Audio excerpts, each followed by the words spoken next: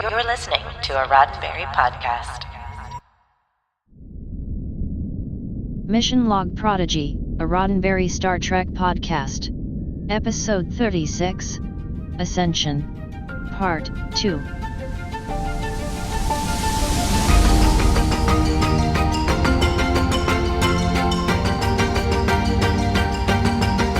Welcome into another episode of Mission Log Prodigy, a Roddenberry Star Trek podcast. I'm Charlene Schmidt. And I'm Marina Kravchuk. Just like our flagship Mission Log podcast, each week here on Mission Log Prodigy, we discuss each and every episode of this animated series, discover what makes each one of them special, and see if there are any morals, meanings, or messages that we may have learned. This week, we get information for Ascension Part 2. Please remember that Mission Log Prodigy is an in-depth review podcast, so if you've not seen this episode, what are you doing? Just go watch the season already.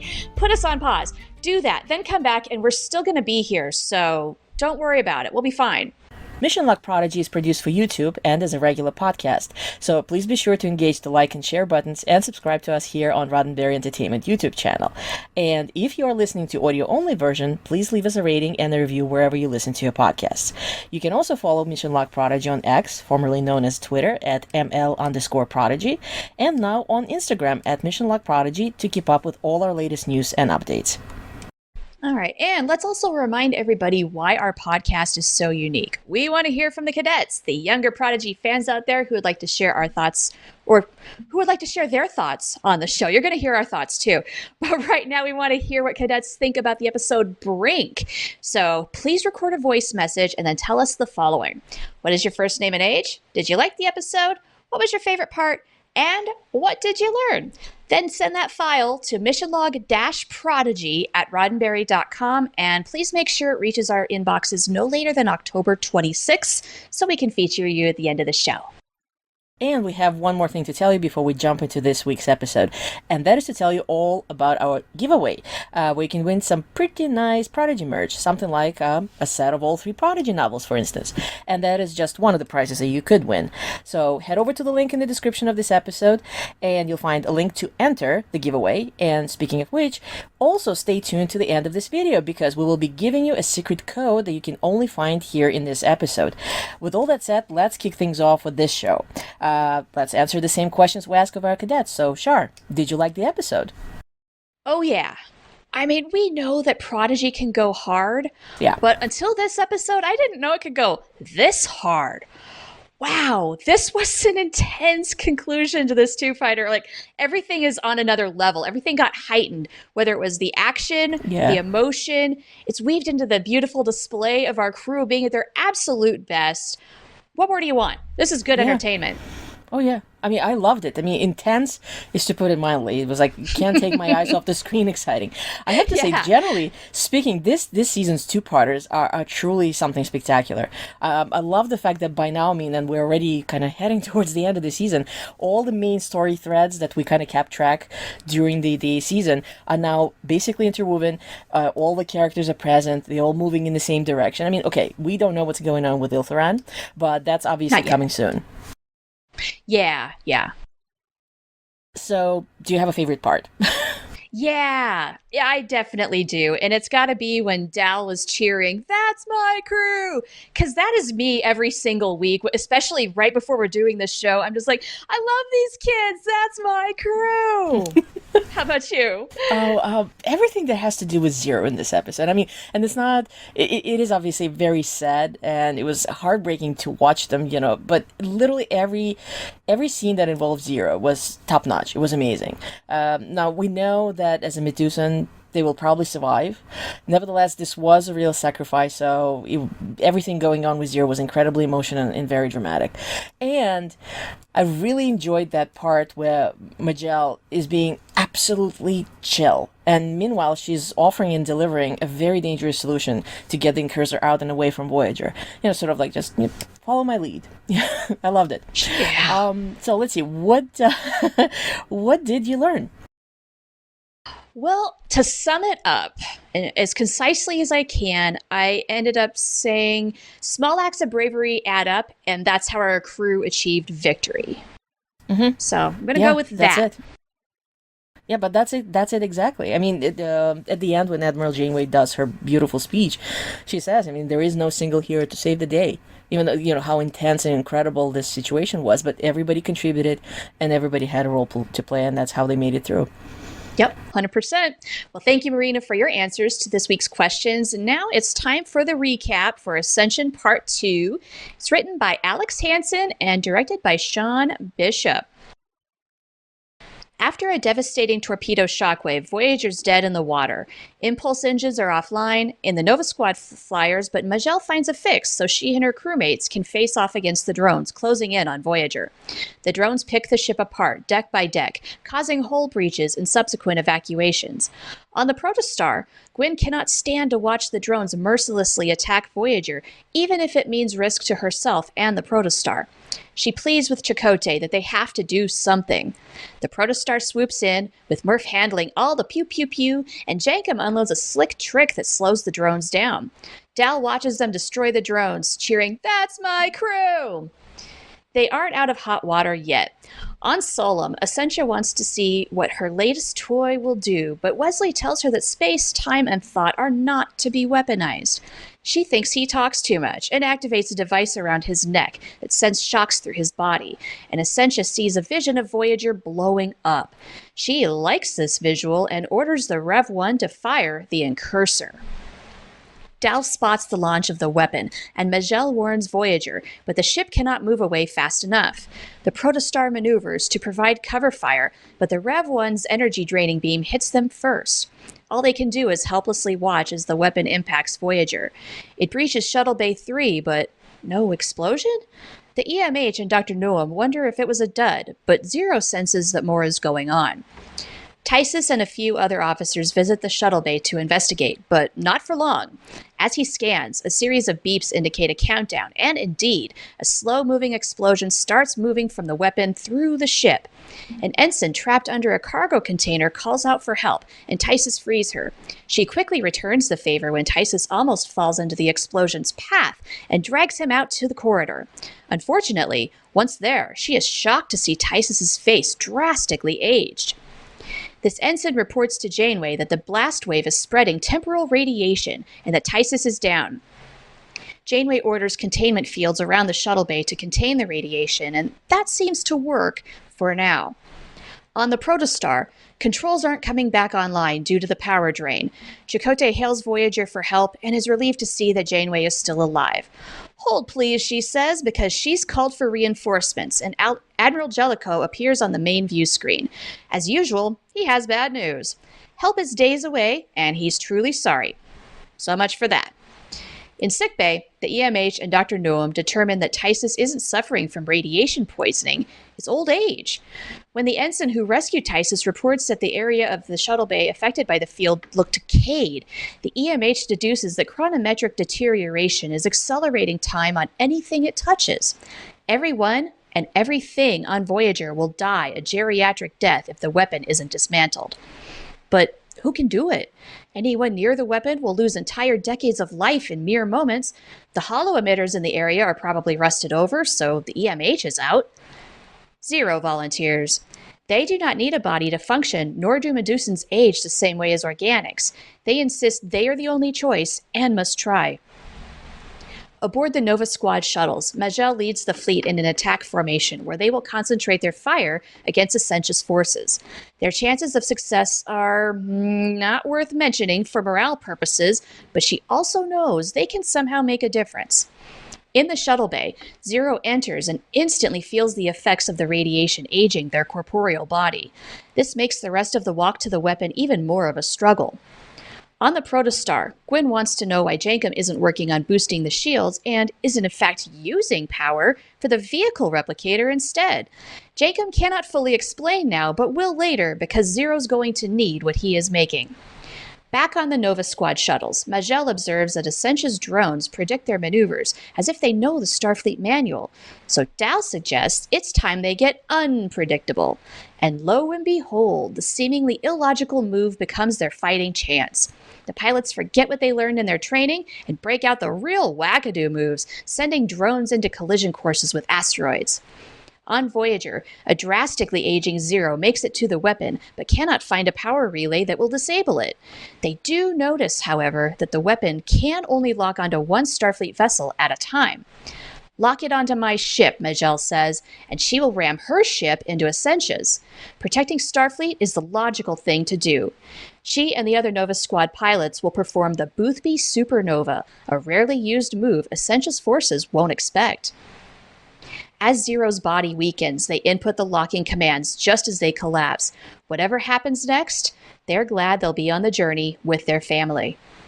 The weapon loosens itself from Voyager and begins making its way to Majel's ship. Follow my lead, she says, as the three shuttles open their coolant locks and begin the Boothby Supernova. The pilots eject, and their shuttles ram into Ascensia's ship as the weapon follows. Ascensia's ship goes boom real good. It's a happy reunion in the shuttle bay, filled with many hugs, and Zeph even admits that Dal is one heck of a flyer. And then Zero shows up in their new body, which is not shabby at all for a rush job. The design is very much like what they made for themselves way back when, but sleeker and with sensory inputs thanks to Jankum's help. It's perfect. Janeway and Voyager's senior officers, minus Tysus, show up, and Janeway showers praise on her officers for the team effort it took to survive this trial by fire. And now they have a new challenge. Voyager and the Protostar are the closest ships to Solum, and Admiral Jellicoe wants them there. On Solum, Wesley taunts Ascensia a little bit as she witnesses defeat, but she's undeterred. She's learned a lot from seeing how no other Starfleet ship came to Voyager and the Protostar's aid, and they have no idea what's coming next. To be continued next week. Oh, Woo. yeah. Yeah. Things are just getting more and more complicated. Nothing at all important happened. Nothing. No. Well, and speaking of which, you have a lot of fantastic observations to go through. So how about you lead us into that? Yeah, so as usual, we have wonderful references to prior Trek productions. As a matter of fact, not only productions, but also we already had some items show up that were mentioned in Voyager novels, and in this case, we have something coming out of one of the Enterprise novels. There's a moment when Commander Tysus and some of the crew, when they go into Shuttle Bay 3, and he sees the Incursor punching through the ship, and he just exclaims, "Great Uzave," which is Uzave being a deity worshipped by the Andorians. And Enterprise fans, correct me if I'm wrong, I did some research, it did come from one of the Enterprise novels. It was never actually mentioned on screen. Having said that, the crew that accompanies him, we see a couple of Binars, species first mentioned on TNG, and I think we also may have caught a glimpse of them in the previous episode in part 1, the moment where Dal is recording his log and we can see the living construct being dismantled from Protostar. So that's, lovely. Again, wonderful touches here and there.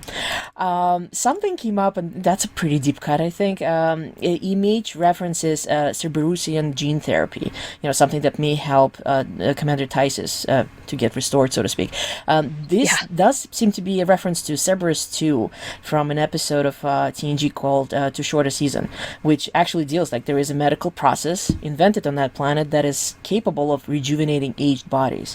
So again, we have this delightful connections to the larger Star Trek universe that fits rather lovely with the story. Speaking of the story, we talked about it, in the first part about Ascensia as a villain, coming a little bit somewhat mustache twirling in part 1, but I think it's still, I believe I said that. Yeah, in the second part, I think it's pretty apparent just how dangerous it is. Devious and especially calculating. If you think everything that's happening with this incredible weaponry that she's wielding, it's all directly, specifically to the end that she is pursuing, which is to make as much damage as possible to Starfleet and Federation at large. Drones that anticipate Starfleet maneuvers, specifically Starfleet maneuvers, Incursor programmed to be locked only to Starfleet ships. And, we also see that moment, just how exactly she got to this height, so to speak, usurp Solum using absolutely unbelievable weaponry. torturing Wesley. So that kind of explains where all this horrific weaponry is coming from.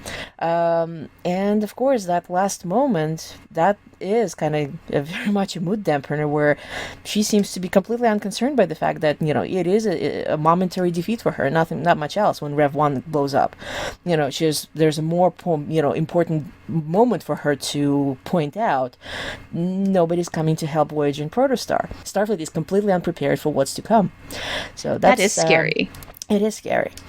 Speaking of Wesley, we don't see a lot of him, just a few scenes, but he does seem to be in a pretty bad state. It's sort of like teetering between, he's still fighting, he's still able to kind of needle her. It's like, yeah, didn't you get, you didn't get what you wanted. And at the same time, sort of total dejection, which is scary, then seeing how we know that there's so much trouble in the large scheme of things, with the timeline deteriorating. Certainly. Yeah, I do have questions incidentally. How did he survive the explosion of the time cigarette? Was there some kind of a last moment, I don't know, equivalent of traveler beam out? I don't know, but seeing how he's the only one left, he obviously did it somehow by himself, probably. Yeah, and how does Ascensia possess technology to contain him? That's a big one. So I don't know if we're going to learn this, or is that going to remain a mystery? Bottom line is Wesley is in a pretty bad shape. Yeah, he does. He's not looking good. No, poor guy. No, and I feel sorry for the poor guy. Yeah. Another observation, and this one, on one hand, it is entertaining a way. On the other hand, it is scary because it kind of ties into the whole thing that no one's helping us. If you think about most of TNG era series episodes, when there is trouble and there is a distress beacon or something, there's always somebody in the sector. Starfleet reinforcements are on the way. It's not days away. It's right there. Somebody caught the signal. Somebody caught something on sensors. Somebody was visually in range or something. So somebody is there who would always come for help, if not Starfleet themselves as some kind of a ship that's doing it. Except, of course, Voyager, because Voyager was by themselves. A little bit out of range. So I guess in this case, our crew, well, I should say crews, Janeway crew and Chakotay's crew are somewhat uniquely qualified to deal with things without having any backup. Nevertheless, yeah. So this was a Jellicoe saying, like, yeah, sorry, no cavalry is coming. It's very un-Starfleet-like almost. Well, he said this many times throughout the season about how stretched thin Starfleet is. But this is really where the reality of that situation really means something, if you ask me. Yeah. Where nobody's coming. They really are on their own. Nobody's coming. Yeah. Nobody can come to their rescue. And the resources of Starfleet are definitely decimated. We talked before about how what happened at the end of season 1 really destroyed and damaged a lot of ships. Plus, then what they have available is going toward the Romulan evacuation. Yeah. And I don't know if Starfleet's been in this kind of position, certainly not in recent history. So it's it's a lot for everybody. One of the things that, again, it's something that's specifically introduced in Prodigy, which I absolutely love. The concept of this incursor weapon. What a terrifying thing. This chronometric deterioration that occurs. We already have a lot of episodes all throughout Star Trek universe dealing with time. Time lengthened, time shortened, got stuck in time, got lost in time, this and this. Prodigy already had, poor Rock, who obviously lost, we don't know how many years, but definitely years in season 1 during the time paradox and time amok. Here we have everything sort of the opposite of it. Yeah, very short time is passing, but at the same time, the person involved is losing even more time. Zero is losing years in the matter of just minutes. And it's kind of horrifying to watch, even though, again, as I kind of already mentioned, as a Medusan, they probably not going to be affected by it as much. Nevertheless, it's pretty horrible. It is. Watching the acceleration of Zero's body as it ages, wow, that really is an interesting thing to observe. So that gets my shout out to the art department this week, just because of the way they really show the atrophy, the way the fingers get bonier, the sagging skin. It's really nicely, horrifically done. Yeah, I mean, you can see the struggle, you can see the pain, and all the while, Zero is still being Zero. I hate to be a bother. Sorry to interrupt. Might I trouble you for advice? It is just so incredibly touching and heartening and heartbreaking. It's so very Zero. Can you help me dismantle this hardcore weapon that neither one of us understands? But of course, Rock is going to assist because that is what Rock Talk does. Yes, love that. I was reminded of Star Trek II when Zero saves Voyager. It's the whole thing of where Spock goes into engineering and repairs the warp drive. I just kind of got flashbacks to that a little bit. And I don't know if you observed this or not, but I had a moment where I could not tell if I was feeling my own heartbeat or if the soundtrack had a heartbeat in it, just because at that particular point in the episode, the tension is so high. I'm like, was that me or the music? Maybe a little bit of both. Probably both.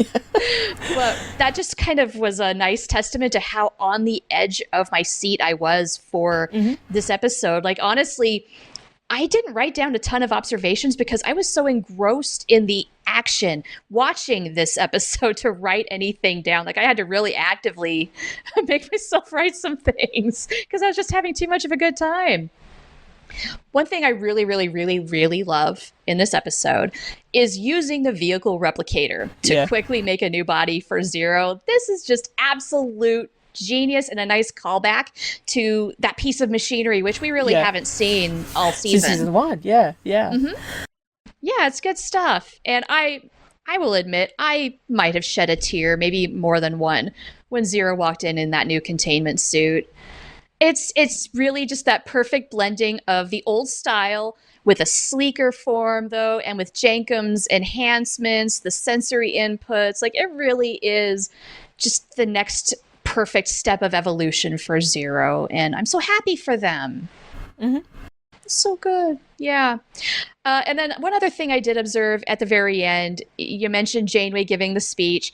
I gotta love how our senior-most officers really don't have much to do in this situation. Like, our crew does the very heavy lifting, and then Janeway gets the speech at the end, and like, it's not like she's even taking the glory or anything, but she does that, and everybody else kind of gets a little bit of a lift up from that, except for her, because she and Chakotay have that nice scene just after. But I thought that was pretty fun to see our crew doing that work. They're just watching. Yeah, I love the fact that it comes off very naturally. It's not like you're sitting there wondering, well, how come, Chakotay didn't come up with this maneuver or ordered to do something else.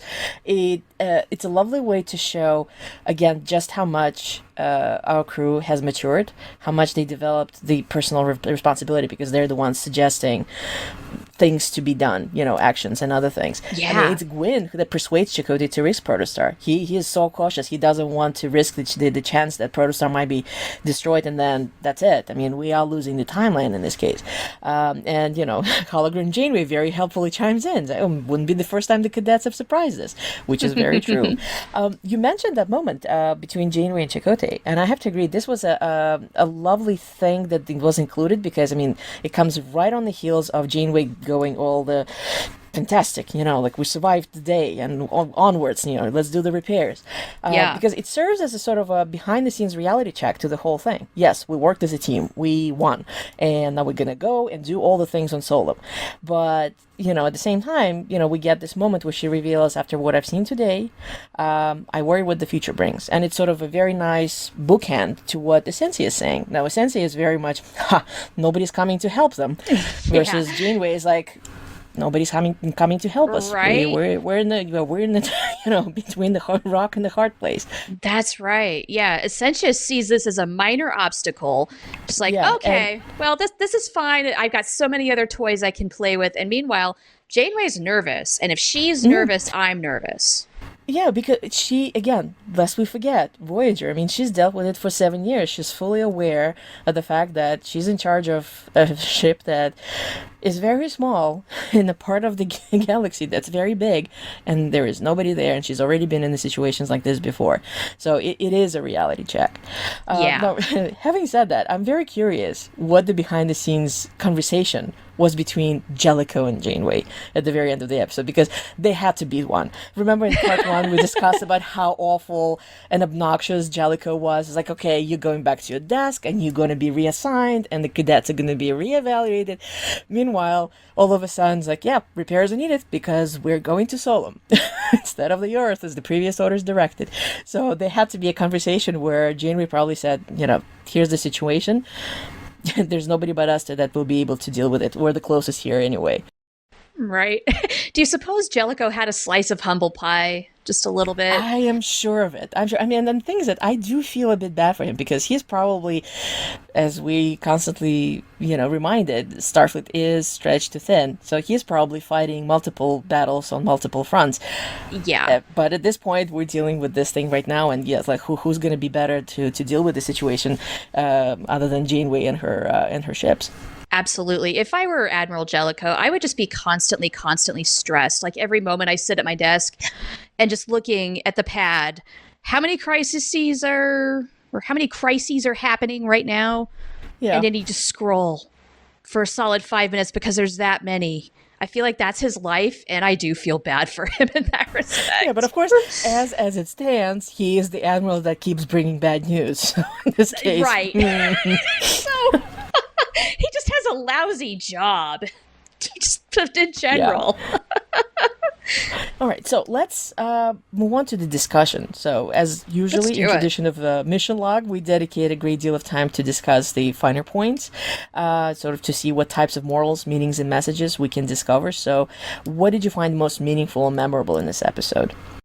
Well, one thing I really love to see is how there's like a little bit of showing how academic knowledge and your training in Starfleet gets you so far. And then sometimes, though, it doesn't. And there's a really great balance of that here, especially between Dal and Majel. So for the Nova Squad, following training and procedure really wasn't doing them any favors in this episode. And it's kind of a reminder to me that sometimes you have to learn the rules just well enough to break them.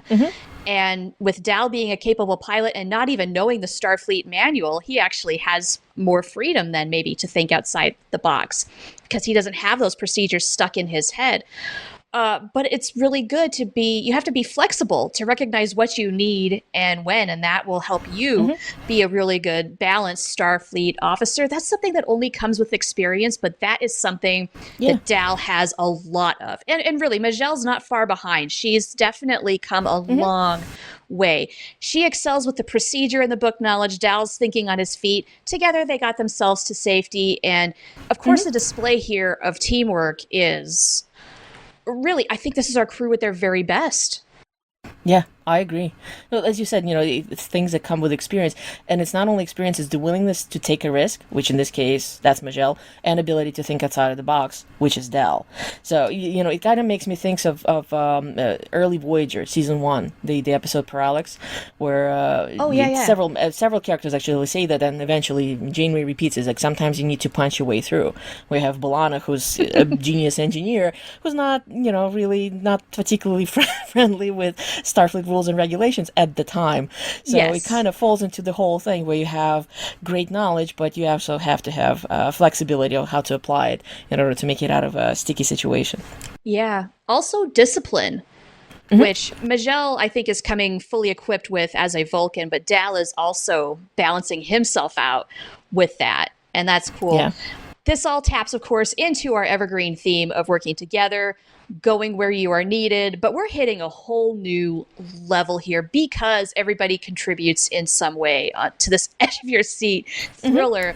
I mean, whether it's the Protostar putting herself and her crew on the line to help Voyager, or if it was Jankum improvising a new containment suit to help Zero's sacrifice, of course, not knowing what will come after they lose their body, but reassured nonetheless that they will face it with their family, and that is enough.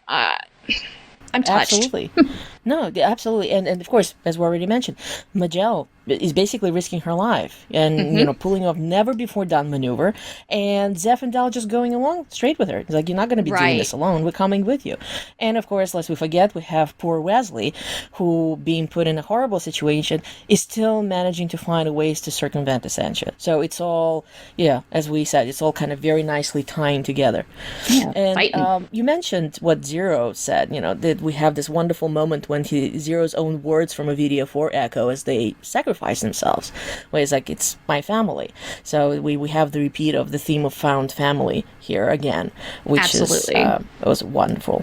Yeah, that's a really nice bookend to calling back to that episode and everything that happened in that episode, because in a way what happens here is a bookend to that. And Angus Emery really turns in a superb performance in this episode, really hitting every note. We got to talk a little bit more about Janeway's speech and what she called the small acts of bravery, where everybody does play a part, lending their strengths to the greater mission, even if it's just a teeny thing. Like Rock Talk doesn't get a ton to do here, but what she does is important simply because she's willing to help. And you know what? That's a great message for all of us. The little things that we do, they do matter. And we as our individual selves might not be able to solve really big problems. Neither can our crew, but we can all do something toward achieving bigger goals just like they did, whatever it is. And no contribution is too small. Any contribution is better than none at all. And half the time I feel like if you're just trying, you're already halfway there. Yeah. So it's important to not forget that. Yeah. And just to kind of refer back to something I mentioned earlier, the personal responsibility that is more and more apparent in our crew is, again, seeing them grow up, sort of developing a clear moral compass, becoming selfless, protect Voyager. Gwyn says, it's the right thing to do. We can't just watch another ship being destroyed. Magel saying the same thing. It's the logical thing to do. We got to protect Starfleet. So they've grown, really grown, the sense of being selfless, the sense of personal responsibility for people around them. So, this has been a wonderful episode for, reinforcing the themes that we already talked about previously, and for kind of showing, further development, the evolution of the characters. Yeah, and expounding on so many things, and that's not bad for a bunch of misfits from Tars Lamora. I got to say that we're really, honestly, the moral compass could have been a little great because those were not the great conditions, and yet look at them go. Look at them go. Yeah. So let's wrap up. We kind of left hanging on the sort of precipice again. So it's not a cliffhanger per se, like we had between some of the two-parters. But yes, we do know that both ships survived Draft 1, its drones, and the horrible Incursor. We know that we're about to head to Solum and figure out what's going on there. Situation is still harrowing. It's still just our little group of people, our little crew, against a very vengeful, all means justify the end antagonist with absolutely terrifying technology. And of course, we have to remember the bigger trouble at hand, which is the timeline slowly but surely deteriorating. So here we are. Right? Yeah, we can't forget that whole thing is going on too. We are far from done yet. And I am like Janeway in that Ascensia got a really important message out of Starfleet's absence, and we should definitely take note of that, just because she really does show off how dangerous she is here, and she is going to use it. And so as a final thought, I want to leave off with how this episode shows that sometimes all we really have is that we can't count on anybody else to be our saviors. We have to count on ourselves. Even an organization as powerful as Starfleet can fail its people, and that's what happened here. So when you go out there, everybody, like our crew, we are the heroes that we need. Capes are optional. We reached the end of our show, but before we go, we have one more thing to do, and that is to give you a special code you can use to enter our giveaway. And you will find this code only here. So the code is IHEARTPRODIGY. One word, IHEARTPRODIGY.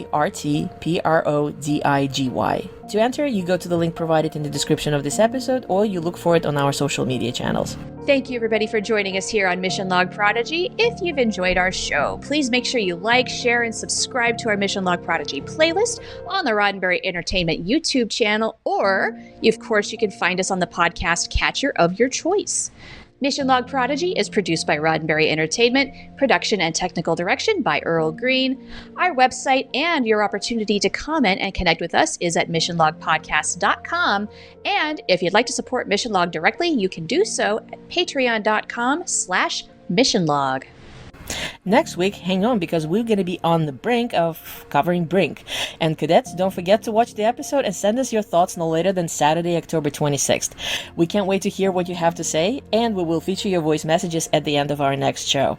But to close out this show, let's hear what our cadets had to say about Ascension Parts 1 and 2. Receiving listener communications. Message playback begins. All right, what's your name and age? Rook, and my age is 9. Rook, did you like the episodes? Yes. What was your favorite part of the episodes? My favorite part of the episodes was when Ascensia's ship blew up. That was pretty cool. What did you learn from the episode? I learned from the episode, never stop trying. Yeah, they kept getting beaten down and they kept coming back, right? Yeah. Good job. What's your name? James. Did you like the episode? Yes. What was your favorite part? When they did the Boothby supernova into the bad guy ship and it blew up. Do you remember who Boothby is? Nope. He's the groundskeeper that was a friend of Picard's at Starfleet Academy. Ah. And what did you learn? I learned to never give up.